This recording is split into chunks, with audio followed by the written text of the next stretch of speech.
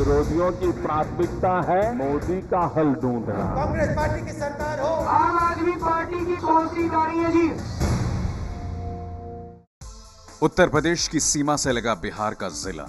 भारत के पहले राष्ट्रपति डॉक्टर राजेंद्र प्रसाद की जन्मभूमि रहे इस इलाके के साथ जालसाज, नटवरलाल और उम्र कैद की सजा काट रहे आरजेडी के बाहुबली नेता शहाबुद्दीन का नाम भी जुड़ा है।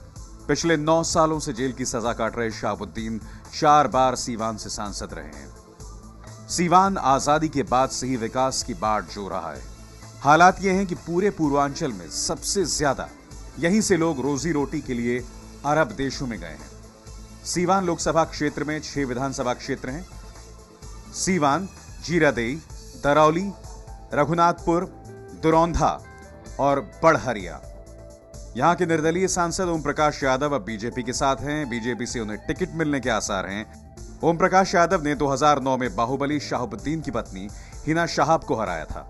संयोग से इस बार भी हिना शहाब सीवान से आरजेडी उम्मीदवार हैं। कांग्रेस और जेडीयू के उम्मीदवारों का ऐलान बाकी है। 12 मई को सीवान में वोटिंग है। विकास और भ्रष्टाचार यहां भी चुनावी मुद्दा है, लिहाजा यह देखना दिलचस्प होगा कि इस बार कौन जीतेगा सीवान का संग्राम।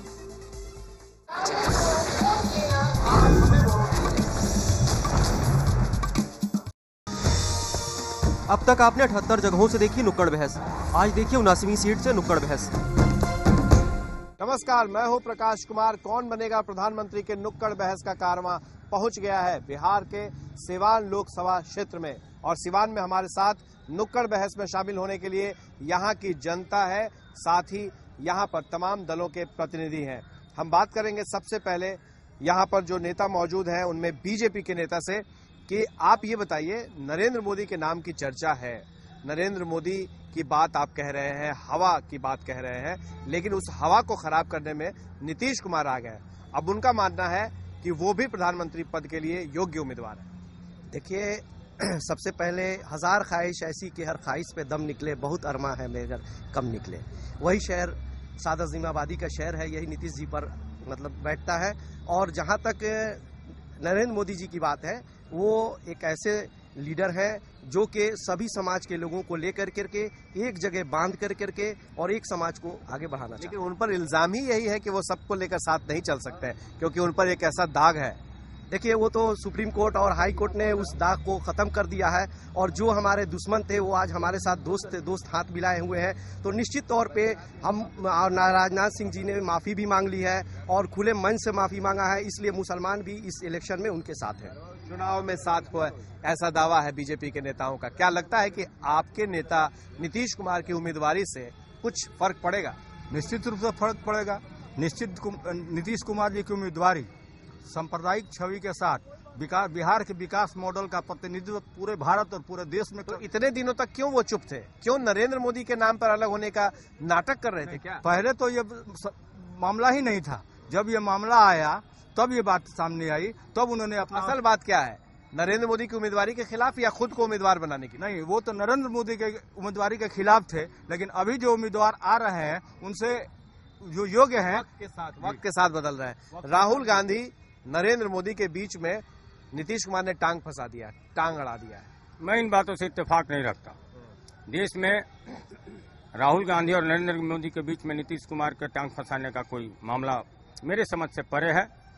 और मेरे समझ से देश के अगले प्रधानमंत्री, जो मैं यहाँ खड़ा होने के बाद समझा कि इसी नाते हमको बुलाया गया है, देश के प्रधानमंत्री राहुल गांधी ही बनेंगे। देश के प्रधानमंत्री, हालांकि राहुल गांधी के नाम को आगे नहीं किया जा रहा है, शायद कहीं ना कहीं ये लग रहा है कि कुछ गड़बड़ होगा तो उसका ठीकरा उनके सिर पर ना फूटे। लालू यादव ज्यादा दिलचस्पी ले रहे हैं राहुल गांधी को नेता बनाने में, प्रधानमंत्री बनाने में, लेकिन खुद वो नहीं है। देखिए, लालू जी कहीं न कहीं जो है सांप्रदायिकता के खिलाफ खड़े होते हैं और उनकी पहचान भी वही है।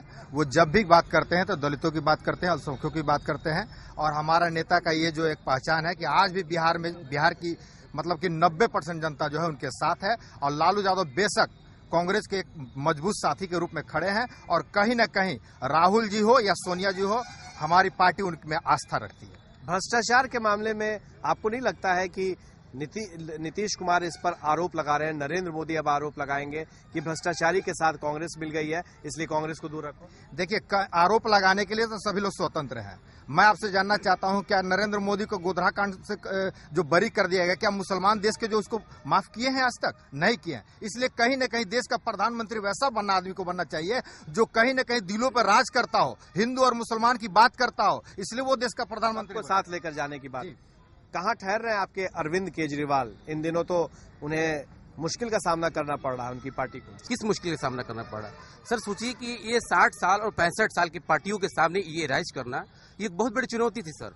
और उसको आज साल भर का जो बच्चा आप सोच रहे हैं कि भाई साल भर में आए और ये सबसे बड़ी एक पुल खड़ा कर दो, मुझे नहीं लगता सर। आज तो देख लीजिए सर, एक त्रिकोण बन चुका है आज पूरे भारत में नहीं बल्कि पूरे विश्व में।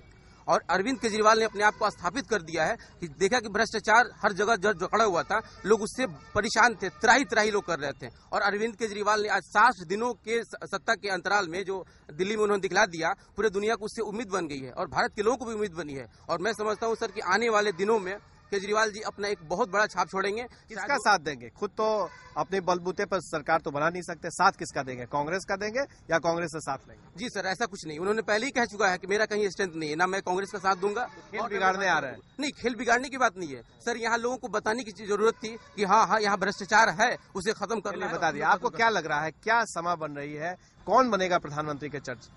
कोई कहता है कि नमो प्रधानमंत्री बनेंगे, कोई कहता है राहुल जी बनेंगे, कोई कहता है अरविंद केजरीवाल बनेंगे, अभी नीतीश जी भी आज खड़े हो गए। मैं ये जानना चाहूंगा कि जनता उनको वोट क्यों देगी? तमाम सवाल है, लेकिन चुनना तो है ही, वोट तो देना ही है। आपको लगता है कि किसके नाम की चर्चा हो रही है यहाँ पर सीवान इलाके में?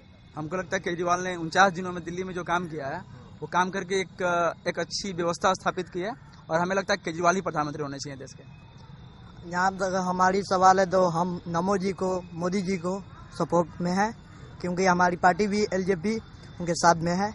यही मेरी। ये नमो पार्टी या कांग्रेस पार्टी एलजेपी की नहीं है, हम लोग केजरीवाल को चाहते हैं। केजरीवाल ही ईमानदार पार्टी के रूप में हमें दिखाई देते हैं।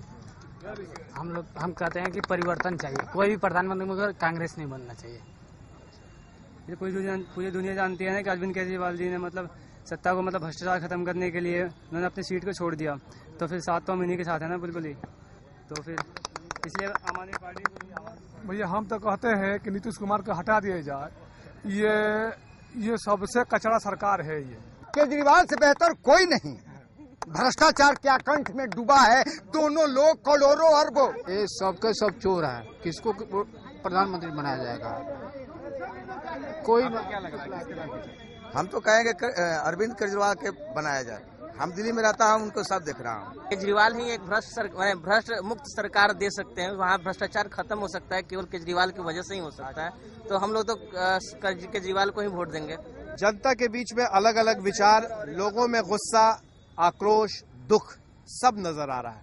सब अपनी बातों को रख रहे हैं, लेकिन एबीपी न्यूज की खास अपील है कि हर कोई अपने मत का उपयोग करे, मताधिकार का उपयोग करे, ताकि उनकी बातें सिर्फ बटन दबाकर ही रखी जा सकती है और संसद में पहुंचाया जा सकता है। कौन बनेगा प्रधानमंत्री के नुक्कड़ बहस में सिवान से बस इतना ही। हमारे सहयोगी पंकज झा एक और कौन बनेगा प्रधानमंत्री के नुक्कड़ बहस के साथ हाजिर होंगे। विरोधियों की प्राथमिकता है मोदी का हल ढूंढना। कांग्रेस पार्टी की सरकार हो, आम आदमी पार्टी की कौन सी गाड़ी है जी?